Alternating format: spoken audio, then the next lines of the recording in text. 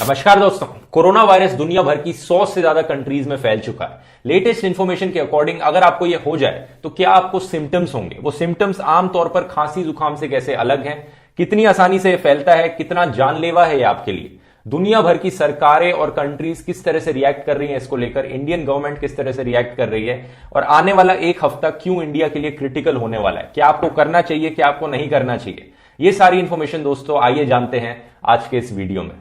Corona virus पे जब मैंने अपना पिछला वीडियो फरवरी के शुरू में बनाया था, उस वक्त ये वायरस सिर्फ चाइना तक सीमित था।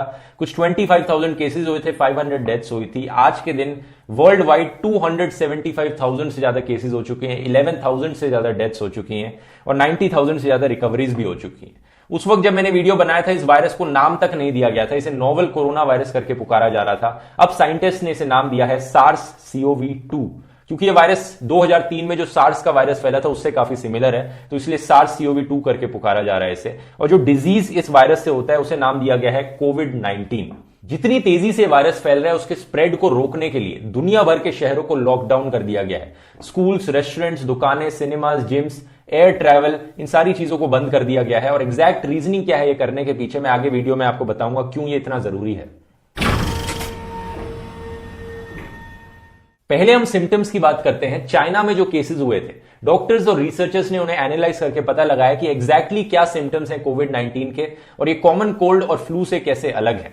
इनकी एनालिसिस से पता लगा कि 88% केसेस में फीवर जरूर देखने को मिलता है कोविड-19 में, 68% केसेस में ड्राई कॉफ होता है, 38% केसेस में फटीग होता है, 18% केसेस में शॉर्टनेस ऑफ ब्रेथ होती है। इसे देखकर आप कह सकते हो कि अगर आपको फीवर या ड्राई कॉफ है तो बहुत हाई चांस है कि आपको कोविड-19 होगा। डिफरेंस देखो कॉमन कोल्ड से क्या है। कॉमन कोल्ड अगर आपको होता है तो उसका सबसे बड़ा सिम्टम होता है आपकी नाक बहना, रनी नोज।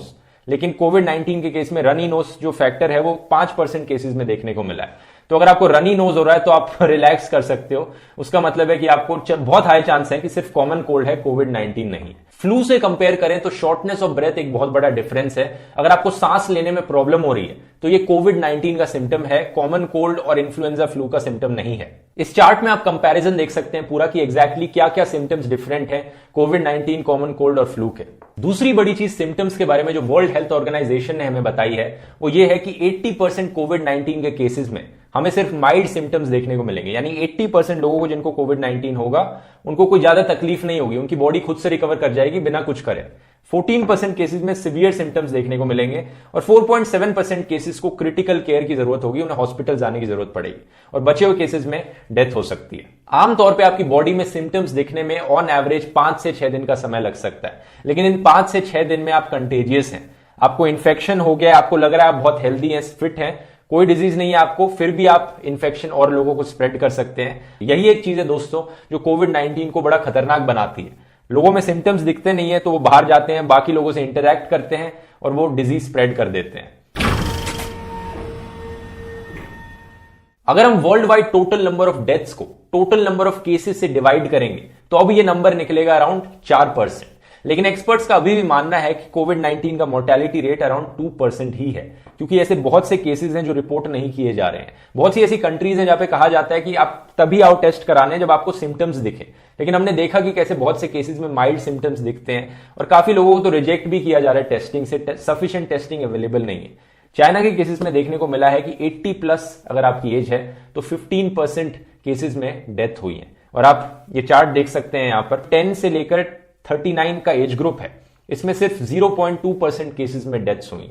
तो अभी हमें बड़ा क्लियरली दिख रहा है कि कोविड-19 बूढ़े लोगों के लिए ज्यादा जानलेवा है। सेम ग्राफ हम देख सकते हैं अलग अलग हेल्थ इश्यूज में। आप देख सकते हैं कार्डियोवास्कुलर डिजीज जिन लोगों को था 10% केसेस में उनकी डेथ्स हो गई। Diabetes, high blood pressure, cancer जिन लोगों को पहले से ही था उनके ज्यादा चांसेस हैं मरने के कोविड-19 से। मोर्टेलिटी रेट में अगर हम कंट्री बाय कंट्री डिटेल देखेंगे तो कुछ और इंटरेस्टिंग कंक्लूजन सामने आते हैं।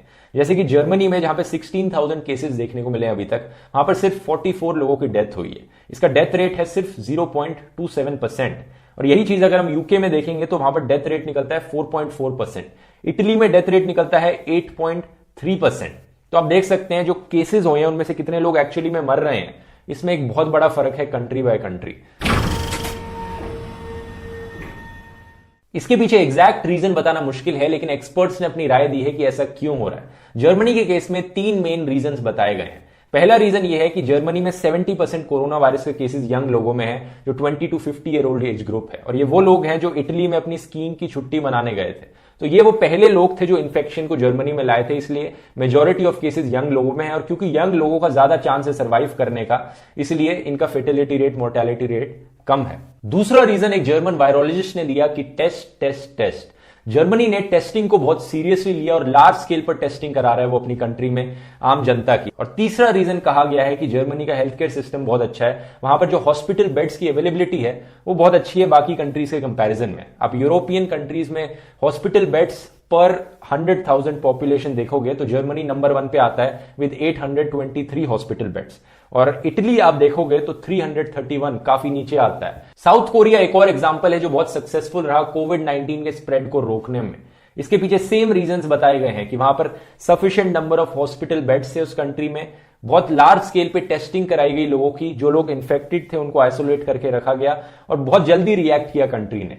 इतना अच्छा रहा साउथ कोरिया का एग्जांपल कि अब नंबर ऑफ डेली केसेस वहां पर नीचे गिरने लग रहे हैं, ग्राफ एक्चुअली में नीचे जाने लग रहा है साउथ कोरिया में। टोटल नंबर ऑफ कोविड-19 टेस्ट बाय ईच कंट्री, अगर आप ग्राफ देखोगे तो साउथ कोरिया नंबर 1 पे है, जर्मनी नंबर 2 पर है। तो ये चीज बड़ी क्लियर है कि अगर हमें इस वायरस के स्प्रेड को रोकना है तो हमें टेस्टिंग को बड़ी जल्दी बढ़ाना पड़ेगा हमारे देश में भी।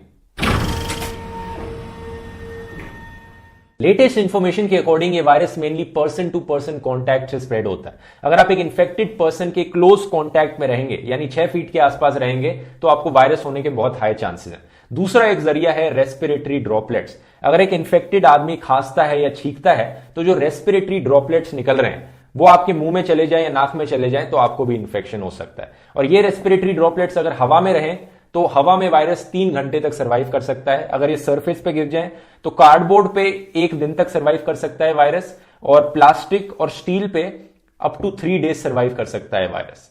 अगर आप चाइना से कोई पैकेज मंगा रहे हैं, डिलीवरी कर रहे हैं, कुछ लोग पहले से बहुत डरने लग रहे थे, तब डरने की जरूरत नहीं है, क्योंकि कार्डबोर्ड पे जैसे मैंने कहा ये सिर्फ 1 दिन से ज्यादा सर्वाइव नहीं करता। R0 वैल्यू यानी रिप्रोडक्शन रेट कंटेजियसनेस बताता है वायरस की। R0 का